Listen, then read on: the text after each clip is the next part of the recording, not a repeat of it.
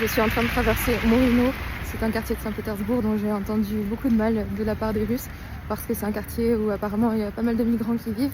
Donc on m'a dit que c'était un quartier qui était plus dangereux, qu'il valait mieux éviter, etc. avec des problèmes d'insécurité. Je vais vous montrer à quoi ça ressemble parce que j'avoue que j'ai pas encore remarqué trop de problèmes d'insécurité. Voilà, c'est tout calme, pas de poubelles, des cafés, des petits robots de livraison, des habitations. Bon, bien sûr, c'est pas l'endroit le plus agréable de vivre parce qu'il n'y a pas vraiment de parc autour, mais franchement, c'est tout calme. Donc, les Russes ne savent pas de quoi ils parlent quand ils parlent de sécurité dans une grande ville. J'avoue que quand même, j'aimerais pas habiter ici parce que ça fait un quart d'heure que je marche et j'ai pas vu un seul arbre.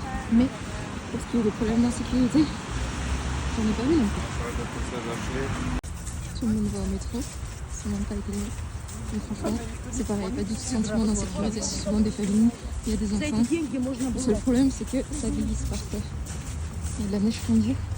Donc le risque ici, c'est peut-être de se casser une jambe. Un petit marché, un sapin de Noël, ou plutôt du Nouvel An ici. Un livreur.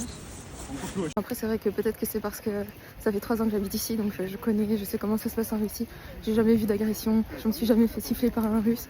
Enfin, je me suis fait siffler plusieurs fois, mais c'était à chaque fois par des migrants, plutôt d'Asie centrale. Donc c'est aussi là où on commence à développer un sentiment de sécurité et de confiance au final.